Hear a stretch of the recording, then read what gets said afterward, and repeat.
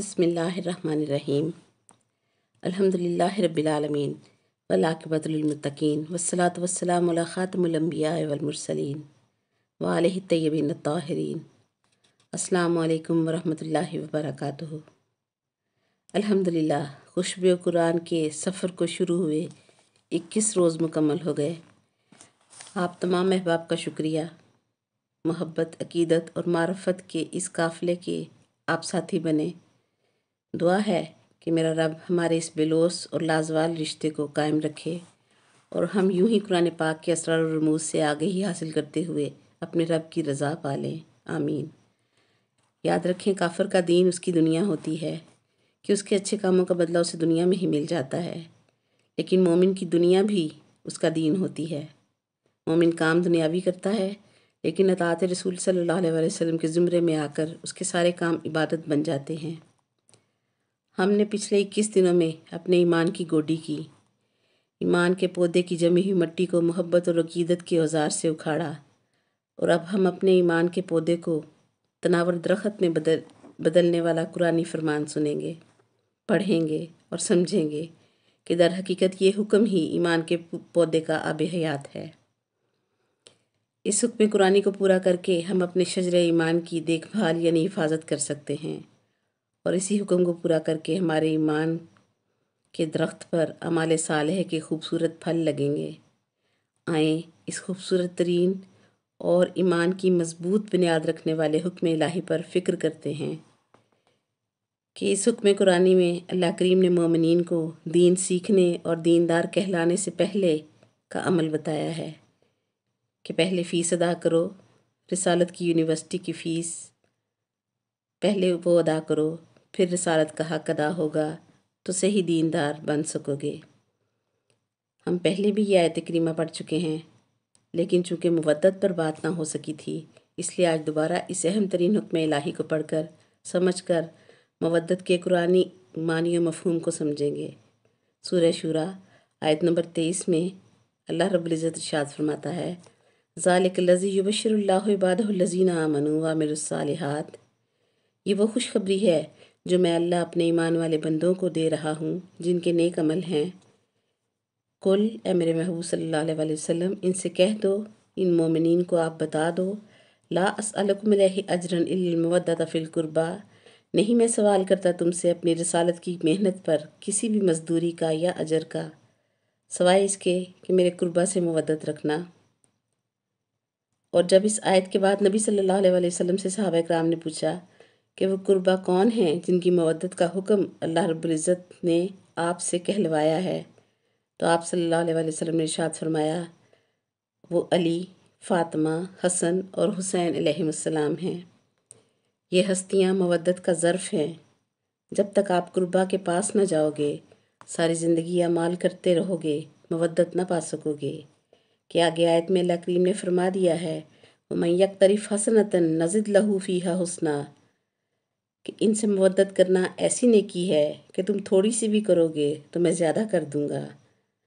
جس حال میں ہو، بیمار ہو، قریب المرگ ہو چکے ہو، یہ نیکی ضرور کر لو، میں اللہ تم سے وعدہ کرتا ہوں کہ جو تم سے گناہ ہوئے وہ بھی معاف کر دوں گا، اور ان اللہ غفور شکور فرما کر واضح کر دیا کہ تمہارے گناہ معاف کر کے تمہارے اس عمل کی قدردانی کروں گا۔ سبحان اللہ۔ دین کی اساس یہ عمل ہے۔ مثال سمجھیں، آپ نے کسی جائے نماز کی دکان سے جائے نماز لیا اور اس کے پیسے ادا نہ کیے، اجرت نہ دی، تو آپ ساری عمر بھی اس جائے نماز پر نمازیں پڑھتے رہیں۔ آپ خود سے پوچھ کر بتائیں، کیا وہ نمازیں، کیا وہ رکوع و سجود رب قبول کرے گا کہ آپ کے نیچے بچھا ہوا جائے نماز بغیر اجرت کے بچھا ہوا ہے، یعنی چوری کا جائے نماز بچھا ہوا ہے، آپ نے اس کی اجرت ادا نہیں کی ہوئی۔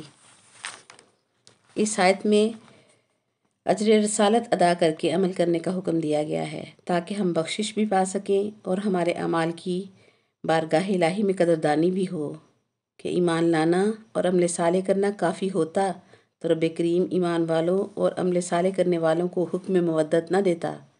آئیں سمجھتے ہیں کہ مودت کیا ہے۔ رب تعالیٰ نے محبت نہیں فرمایا بلکہ مودت فرمایا ہے، اور مودت کا مادہ ودود سے ہے، اور اللہ کریم خود ودود ہے۔ اللہ کریم بھی تو کسی سے مودت کر رہا ہے نا، اسی لیے خود کو غفور الودود کہلاتا ہے۔ رب فرماتا ہے ساری زندگی میرا نام یا ودود پڑھتے رہو، مجھے کوئی فرق نہیں پڑتا جب تک ان ہستیوں کی مودت میں نہ ہوگے جن کے لیے میں اللہ ہو کر ودود ہوں۔ اور یاد رکھیں محبت کا جذبہ کم بھی ہو جاتا ہے، بڑھ بھی جاتا ہے۔ مثلاً اپنی اولاد سے ایک وقت میں بہت محبت ہوتی ہے، یہی اولاد نافرمان ہو جائے تو محبت کم ہو جاتی ہے۔ اسی طرح سے جتنا زیادہ کوئی آپ سے بے لوث ہو کر رشتہ نبھاتا ہے، آپ کی محبت اتنی ہی اس سے بڑھتی چلی جاتی ہے۔ لیکن مودت کا مقام سمجھنے کے لیے ہمیں قرآن پاک کی سورہ روم نے رہنمائی دی۔ سورہ روم آیت نمبر 21 میں رب تعالیٰ نے ارشاد فرمایا وَمِنْ آیَاتِهِ أَنْ خَلَقَ لَكُم مِّنْ أَنفُسِكُمْ أَزْوَاجًا لِتَسْكُنُوا إِلَيْهَا وَجَعَلَ بَيْنَكُم مَّوَدَّةً وَرَحْمَةً إِنَّ فِي ذَلِكَ لَآيَاتٍ لِقَوْمٍ يَتَفَكَّرُونَ۔ رب فرماتا ہے کہ اس اللہ کی نشانیوں میں سے ہے کہ اس نے تمہارے لیے تمہاری جانوں میں جوڑے بنائے تاکہ تم ایک دوسرے سے تسکین حاصل کرو، اور تمہیں آپس میں مودت اور مہربانی عطا کی۔ بے شک اس بات میں ان لوگوں کے لیے جو غور و فکر کرتے ہیں ضرور نشانی ہے۔ سبحان اللہ۔ معلوم ہوا میاں بیوی کا ذکر کرتے ہوئے رب کریم نے اپنی نشانی عظمت بتائی کہ اللہ وہ ہے جو میاں بیوی کے درمیان مودت اور رحمت قائم کر دیتا ہے۔ ہو سکتا ہے اس رشتے میں محبت نہ ہو، لیکن مودت ضرور بضرور ہوتی ہے کہ مودت کا تعلق غیرت سے ہے۔ مثلاً کوئی بھی غیرت مند شوہر اپنی بیوی کے مد مقابل کسی دوسری عورت کو قابل توجہ نہیں سمجھتا، اسے اپنی بیوی کی جگہ نہیں دے سکتا، اور کوئی غیرت مند عورت بھی اپنے شوہر کے علاوہ کسی مرد کے چہرے پر نگاہ تک ڈالنا پسند نہیں کرتی کہ یہ اس کی غیرت کے خلاف ہے۔ اور اگر کوئی شوہر یا بیوی اپنے ساتھی کی غیبت سنے اور خوش ہو، یا پھر شوہر بیوی پر شک رکھے اور بیوی شوہر کے بارے میں بالیقین نہ ہو، تو دیکھنے والا سمجھ جاتا ہے کہ دونوں میں غیرت کی کمی ہے۔ تو اللہ کریم جس کا نام ہی الودود ہے، وہ کیسے برداشت کرے کہ جن کے لیے وہ خود مودت رکھتا ہے ان کے مد مقابل لائی جانے والی کسی بھی شخصیت کو مانا جائے۔ اللہ کریم کی بھی غیرت گوارا نہیں کرتی کہ محمد صلی اللہ علیہ وآلہ وسلم اور آل محمد صلی اللہ علیہ وآلہ وسلم کی شان میں کمی یا کجی کا تصور بھی رکھا جائے، یا ان کے بارے میں دل میں شک رکھا جائے کہ وہ کیا ہیں اور کیا نہیں ہیں، اور کیا کر سکتے ہیں اور کیا نہیں کر سکتے۔ اسی لیے اللہ کریم نے ان ہستیوں کے لیے محبت کا لفظ استعمال نہ کیا، بلکہ مودت کا حکم دیا کہ جو غیرت مند ہوگا، حق اور حلال کی تمیز رکھتا ہوگا، وہ ان سے لازمی مودت رکھے گا۔ ان ہستیوں کے مد مقابل آنے والی ہر شخصیت کو جھٹلا دے گا کہ مادہ مودت یہی تقاضا کرتا ہے۔ ان ہستیوں پر ظلم کرنے والوں سے لا تعلق ہو کر زندگی جیے گا اور ان سے نفرت اور بیزاری کا اظہار کرتا رہے گا کہ سورہ طٰہٰ آیت نمبر 108 اور 109 میں بھی اللہ رب العزت نے واضح کر دیا یومئذ یتبعون الداعی لا عوج لہ، روز قیامت ایسے رہبر کی پیروی کرنے والا جس میں کوئی عیب نہ ہو، اس کو خوشخبری ہے وخشعت الاصوات للرحمن فلا تسمع الا ہمسا۔ اور اس دن کہ جب اللہ کریم کی ہیبت کی وجہ سے سناٹا چھایا ہوگا اور تمہیں کوئی آواز بھی سننے کو نہ ملے گی، یومئذ لا تنفع الشفاعۃ الا من اذن له الرحمن ورضی له قولا، کہ جس دن کسی کی سفارش نفع نہ دے گی سوائے ان کے جن کو اللہ رحمان نے شفاعت کا اذن عطا کیا ہوگا اور وہ رحمان ان کی ہر بات سے راضی ہوگا۔ اب آپ اور میں پورے خلوص اور اپنے اپنے ایمان کی سچائی کے ساتھ تلاش کریں کہ اس گھرانے کے علاوہ بے عیب رہبر ہمیں کہاں سے ملیں گے۔ ان کے علاوہ اسلام قبول کرنے والا کوئی پہلے بت پرست رہا، کوئی اسلام قبول کرنے والا پہلے شرابی رہا، کوئی اسلام قبول کرنے والا پہلے پورے مکے میں دہشت گرد مشہور رہا، اور کوئی اسلام قبول کرنے سے پہلے زانی رہا، لیکن فقط یہ گھرانہ رب کریم کی عطا کردہ تطہیر کا مالک ہے۔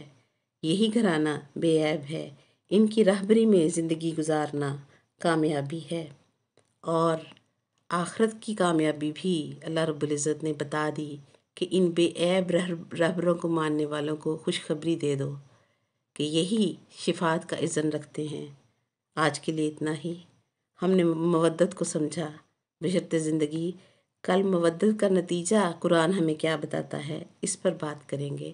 وآخر دعوانا ان الحمد للہ رب العالمین۔ سبحانک اللہم و بحمدک ونشہد ان لا الہ الا انت نستغفرک ونتوب الیک۔ السلام علیکم ورحمۃ اللہ وبرکاتہ۔